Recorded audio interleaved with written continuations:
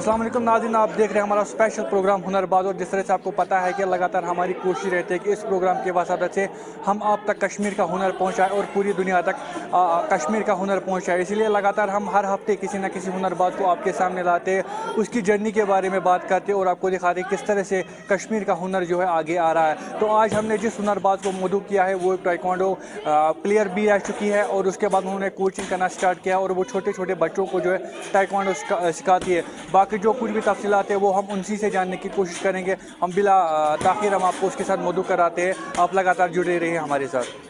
जी, मेरा नाम मनशा बशीर है। मैं श्रीनगर छतरपुर एरिया की रहने वाली हूँ। मैं जब 4 साल की थी तब मेरे पापा की डेथ हुई है ड्यू टू क्रॉस फायरिंग। तो उसके बाद मेरी मम्मा का शौक़ था कि मैं किसी भी स्पोर्ट्स में आऊँ, तो फिर मैंने टाइकोंडो स्टार्ट किया। मैं मुज़फ़्फ़र सर के पास गई, वो मेरे कोच है, फ़र्स्ट कोच मेरे वही है और अभी तक भी वो मेरे कोच है। तो उनके पास मैंने सीखा है। तो घर में उतनी फाइनेंशियल अच्छी कंडीशन नहीं थी कि मैं अपना फ़ीस भर सकूँ या मैं बाहर जा सकूँ खेलने के लिए। देन मेरे कोच ने उस टाइम मेरी हेल्प की है। उसने बोला कि मैं इतने बच्चों को सिखाता हूँ तो आपको फ्री में सिखाता हूँ।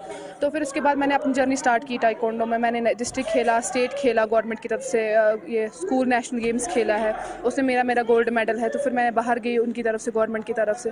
आफ्टर 12th जब मेरे को स्टार्ट करना था तो फिर उसके बाद इंटर डिस्ट्रिक्ट होता है, ये कॉलेज होता है। तो कॉलेज वालों की तरफ से टाइकोंडो में कोई स्कोप नहीं था। फिर मैंने प्राइवेट ही स्टार्ट किया सीखना।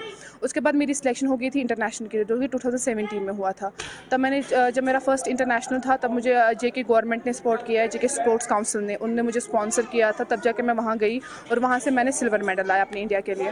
तो फिर उसके बाद फिर मैं ऐसे ही चलती गई। मतलब यहाँ पे उतना सपोर्ट नहीं मिला, ना कि गवर्नमेंट की तरफ से या किसी भी तरफ से कुछ ऐसा सपोर्ट नहीं मिला। फिर मैंने अपना कंटिन्यू किया, अपना जो टाइकोंडो वो मैंने कंटिन्यू किया।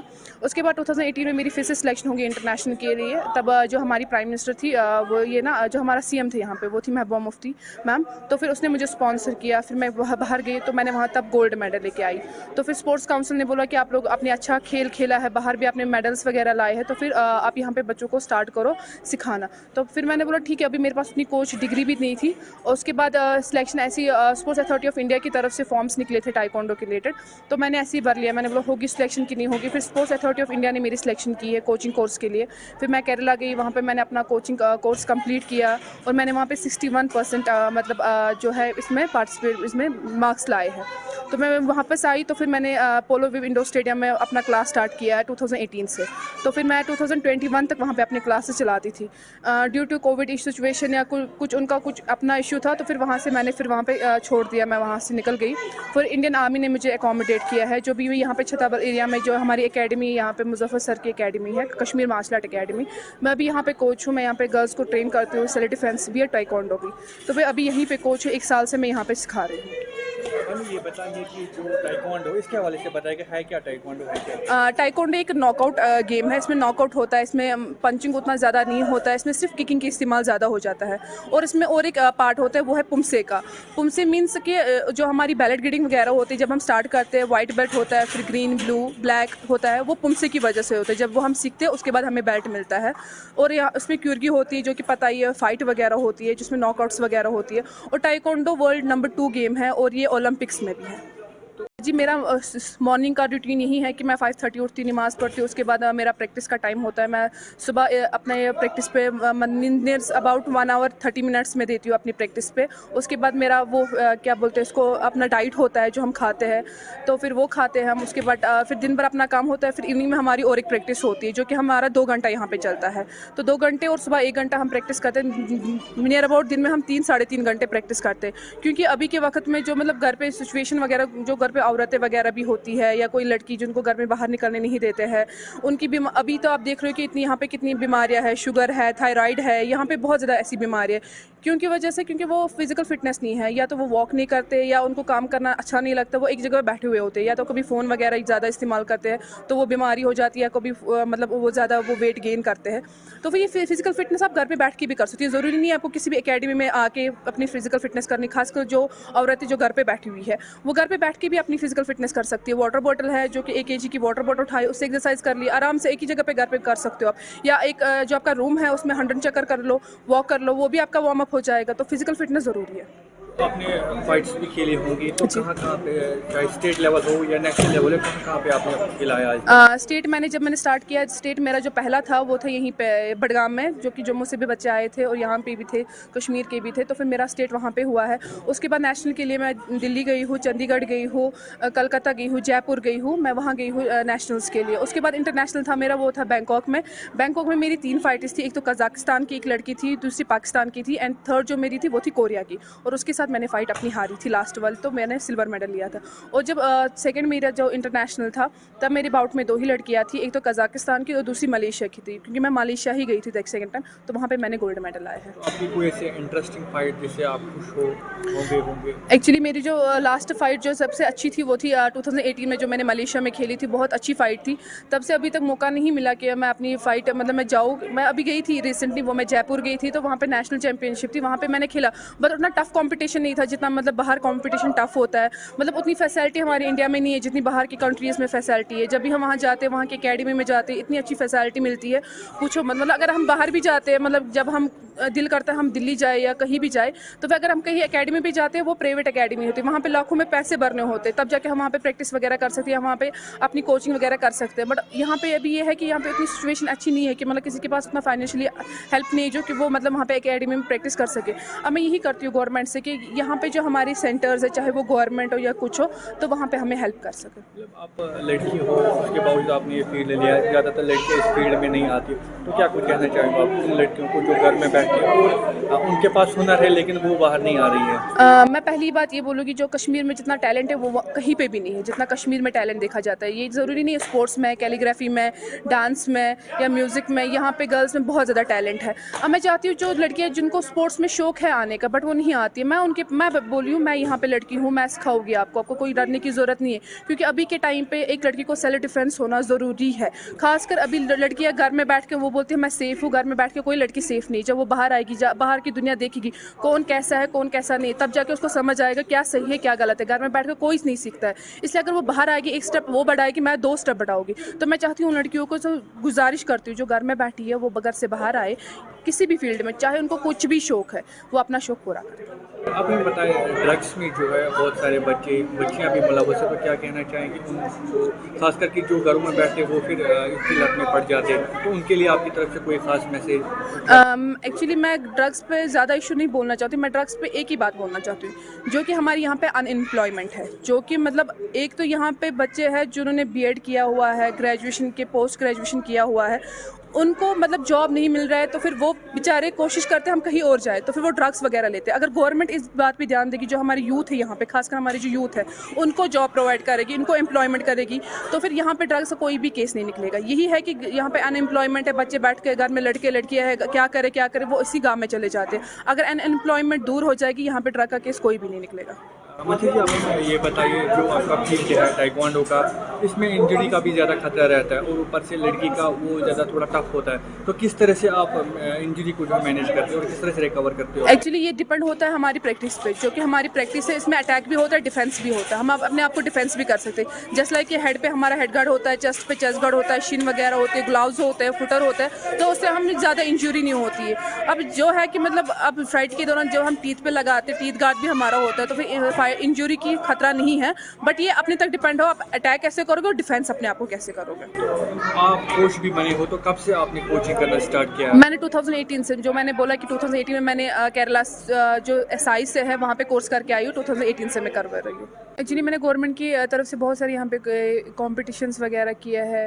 हाल ही में जब 370 आर्टिकल जब वो हटा था, तो फिर मैंने यहाँ पे खेलो कश्मीर किया था, नियर अबाउट 1700 बच्चों ने पार्टिसिपेट किया था कश्मीर में, मतलब JNK स्टेट में। तो फिर उसके बाद गवर्नमेंट की तरफ से कोई मतलब वो कॉम्पिटिशन हो गए जैसे, फिर उसके बाद कुछ हुआ ही नहीं था। मतलब गवर्नमेंट की तरफ से उतना वो स्कोप नहीं मिला है, उतना सपोर्ट नहीं मिला है जितना हम चाहते हैं। मतलब कि मैं चाहती हूँ जो यहाँ पे जो हमारी गवर्नमेंट है वो ग्राउंड लेवल पे देख के जाए कि कौन मेहनत कर रहा है कौन मेहनत नहीं कर रहा है। मतलब यहाँ पे हमारे कश्मीर में सिफारिश की ज़्यादा कमी है, मतलब यहाँ पे सिफारिश जो करता है वही आगे चलता जाता है, जिसकी सिफारिश नहीं है वो अपनी ही जगह पे रह जाता है। तो मैं चाहती हूँ जो हमारी गवर्नमेंट है, जिन्होंने यहाँ पे कोर्स किया है, मीन्स कि मैं JNK की पहली लड़की हूँ जिसने NIS किया है, जिन्होंने कोचिंग कोर्स किया है टाइकोंडो में, मैं अभी गवर्नमेंट में नहीं हूँ, मैं गवर्नमेंट से बाहर हूँ। क्यों? ये यहाँ पे गवर्नमेंट की कमी है। मीन्स कि मेरे साथ जो मेरे बाकी बैचमेट्स थे वो भी गवर्नमेंट की तरफ से उनकी जो जॉब लग गई, जो जिस स्टेट से वो थी उनकी जॉब लगी, वो अभी आधी पुलिस में है, आधी मतलब CRPF में चली गई है, आधी स्पोर्ट्स कोच है, अभी कोई एकेडमी में कोच है। मतलब गवर्नमेंट की तरफ से वो एकोमोडेट हो गए। बट हमारे कश्मीर को छोड़कर, मतलब कि बाहर वाली स्टेट बोल रही कश्मीर में जितना स्कोप है उतना कहीं पे भी नहीं, जितना कश्मीर को सपोर्ट किया जाता है उतना कहीं पे भी नहीं है। बट मैं चाहती हूँ यहाँ पे उतना स्कोप है ही नहीं, खासकर स्पोर्ट्स में। अगर यहाँ पे बोलते आए दिन बोलते स्पोर्ट्स एक्टिविटीज़ किया जाएगा, स्पोर्ट्स एक्टिविटीज़ उन पे करो ना जो डिज़र्व करते हैं, स्पोर्ट्स एकोमोडेट उनको करो जो डिज़र्व करते हैं, उनको नहीं जो डिज़र्व नहीं करते हैं। मैं चाहती हूँ यहाँ की गवर्नमेंट जो है वो ग्राउंड लेवल पे चेक करे। क्या लगता है आपको किस तरह की हेल्प गवर्नमेंट की तरफ से जो इन फील्ड्स को जो बेहतर बनाने के लिए होनी चाहिए? जस्ट लाइक देखो, मेरी यहाँ पे एकेडमी चलती है जो कि प्राइवेट एकेडमी है, ठीक है। यहाँ पे कोई बच्चा आता है, मतलब वो फीस पे करता है, यहाँ पे अपनी प्रैक्टिस देता है, ठीक है।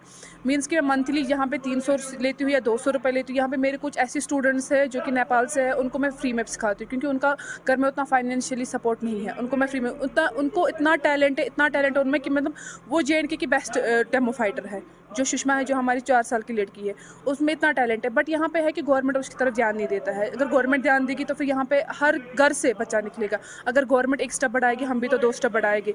मतलब गवर्नमेंट को भी चाहिए कि हमारे साथ साथ एक स्टेप बढ़े। हमने अभी भी आपको रूबरू किया था मंशा बशीर के साथ, जो जैसा मैंने पहले ही कहा था कि वो ताइक्वांडो कोच है। किस तरह से उन्होंने अपनी जर्नी स्टार्ट की और किन मुश्किलों का उनको सामना करना पड़ा है यहाँ तक पहुँचने के लिए। अभी हम उनके कुछ स्टूडेंट्स से बात करेंगे जिनको उन्होंने सिखाया है और लगातार उनको अपनी मॉनिटरिंग में रख रही है, उनको अच्छी तरीके से सिखा रही है, ताइक्वांडो प्लेयर बना रही है। उनसे हम बात करने की कोशिश करेंगे कि किस तरह की कोचिंग जो है उनको मिल रही है। महलिका ताहिर। तो आप यहाँ पे ताइक्वांडो सीखती है तो कौन सिखाता है आपको? मंशा मैम और मुजफ्फर सर। तो जो मंशा मैम है किस तरीके से आपको सिखा रही है यहाँ पे? वो बहुत अच्छे तरीके से सिखाती है और मैं उसका भी बहुत थैंकफुल हूँ। वो हमें बहुत ध्यान देती है, मैं उसका भी थैंकफुल हूँ। तो कब से आप यहाँ पे सीख रहे हो? मैं 3 साल से सीख रही हूँ। तो कितने मतलब किस तरीके से जो मंशा मैम है वो आपको सिखाती है? मंशा मैम बहुत अच्छे से तरीके से सिखाती है। मैंने नेशनल भी खेला है, मैंने उसमें गोल्ड मेडल भी लाया है और मैं ब्लैक बेल्ट भी हूँ। तो क्या कुछ मैसेज रहेगी आपकी जो बाकी छोटी बच्चियाँ हैं वो सीखना चाहते हो, क्या मैसेज रहेगी आप? मैं उनसे ये बोलती हूँ कि ड्रग्स में मत जाइए, आप प्लीज़ स्पोर्ट्स में आइए। स्पोर्ट्स में नहीं, म्यूज़िक है, डांस है, बहुत सारे चीज़ों में आए, लेकिन ड्रग्स में मत जाइए। जो आपकी कोच है मंशा मैम, उनके बारे में आप क्या कहना चाहेंगे? मंशा मैम बहुत अच्छी है एंड वो बहुत हम आप प्लीज़ स्पोर्ट्स में आइए, बाकी ड्रग्स में नहीं जाइए। ज़करिया मुदस्सिर है। बेटा आप यहाँ पे जो ताइक्वांडो सीख रहे हो कौन सिखाता है आपको? मंशा मैम और मुजफ्फर सर। जो मंशा मैम है वो किस तरीके से आपको सिखा रही है यहाँ पे? वो बहुत अच्छे से सिखा रहे हैं, प्रैक्टिस कराते हैं, वार्म अप किकिंग अच्छे से, बहुत अच्छे से सिखा रहे हैं, बहुत अच्छी कोच है। जो मंशा मैम है उनके बारे में आप क्या कहना चाहेंगे? कि वो बहुत अच्छी कोच है, अच्छे से हमें कराते हैं, अच्छे से बात करते हैं, अच्छे से ट्रीट करते हैं, हमें प्रैक्टिस भी अच्छे से करवाते हैं और हमारे साथ अच्छे से बोलते हैं। बेटा कहाँ तक जाना चाहते हो आप इस खेल में? मैंने रिसेंटली एक जयपुर में इंटरनेशनल खेला, उधर से गोल्ड मेडलिस्ट लाया। उससे पहले नेशनल खेला। अब मेरा ड्रीम यही है कि मैं एशियन गेम्स खेलूँ और ओलंपिक, इसी कोचिंग सेंटर के थ्रू। यहाँ पे जो ताइक्वांडो सीखते हो तो कौन सिखाता है आपको? जी हमें मंशा मैम सिखाती है, मंशा बशीर जिन्होंने NIS किया है। बेटा आप हमें उनके बारे में बताइए किस तरीके से जी वो तो बहुत अच्छी कोच हैं, उन्होंने हमें आज तक बहुत कुछ सिखाया है। हम जो अभी तक है वो सब उन्हीं की बदौलत है। यहाँ पे कोचिंग करने के बाद जो है कहाँ जाना चाहते हो, कहाँ खेलना चाहते हो? जी जहाँ पे भी ऑफ़र आएंगे मैं जाना चाहूँगा। मैं नेशनल खेला हुआ हूँ, मैं ब्लैक बेल्ट हूँ। अब जहाँ भी ऑफ़र आएंगे मैं जाना चाहूँगा। जी क्या लगता है आपने ब्लैक बेल्ट लिया या गोल्ड मेडल जीता है या नेशनल खेला है, तो इसका क्रेडिट आप किसको देना चाहेंगे? इसका क्रेडिट मैं अपनी कोच मंशा बशीर को देना चाहता हूँ। तो शॉर्ट आखिर में आपसे जानना चाहेंगे कि जो मंशा बशीर जो आपकी कोच है, कुछ अच्छे से वर्ड जो आप उनके लिए बोलना चाहोगे? जी ऐसी कोच खुदा सबको दे, क्योंकि इन्होंने जो अभी तक हमारे लिए किया है वो कोई नहीं कर सकता, और इन्होंने हमें बहुत कुछ सिखाया अभी तक वो कोई नहीं सिखाता, कोई नहीं सिखा सकता था। Thank you very much. मेरा नाम माहम है। बेटा आप यहाँ पे ताइक्वांडो सीखते हो, कौन सिखाता है आपको? हमें मंशा मैम और मुजफ्फर सर सिखाते हैं। मंशा मैम जो है वो कैसे सिखाती है आपको? वो बहुत अच्छे से सिखाती है और वो बहुत सारी चीज़ें सिखाती है हमें। क्या सिखाती है आपको? वो जिम्नास्टिक सिखाती है, वो हमें किकिंग सिखाती है और भी बहुत सारी चीज़ें वो हमें सिखाती है। मैं बोलना चाहूँगी कि मंशा मैम के क्लब में आप सब ज्वाइन कीजिए। हुनर की हम जब बात करते हो तो कश्मीर में हुनर की कमी नहीं है। कश्मीर के हर किसी कोने में कोई ना कोई हुनरबाज जो है छुपा हुआ है। जिस तरह आपने अभी देखा कि एक क्लियर मैसेज जो है मंशा बशीर की तरफ से उन लड़कियों को दी गई है जो कि उनके पास हुनर है लेकिन वो बाहर नहीं आ रही। उनको एक मैसेज मिली है कि वो एक कदम मेरी तरफ बढ़े, मैं उनकी तरफ 2 कदम बढ़ाऊंगी, मैं उनको सिखाऊंगा। क्योंकि आजकल के दौर में लड़की के लिए जो है सेल्फ डिफेंस बहुत ज़रूरी है और इसके लिए उनको आगे आना होगा। फिलहाल आपने देखा कि जो हुनर है वो कश्मीर में कम नहीं है। लगातार हमने देखा कि हुनरबाजों को हम आप तक पहुंचा रहे हैं और अगर ज़िंदगी रही तो आगे जाके हम एक बार फिर से आप तक जो है कश्मीर के हुनरबाज को पहुंचाएंगे। इस वादे के साथ हमें दीजिए इजाज़त कि ज़िंदगी रहेगी तो अगले हफ्ते हम किसी और हुनरबाज को आपके सामने रखेंगे। फिलहाल आप मेरे कैमरामैन मुदस्सिर खान और मुझे फैसल रियाज को दीजिए इजाज़त और आप तब तक देखते रहिए JK 24/7।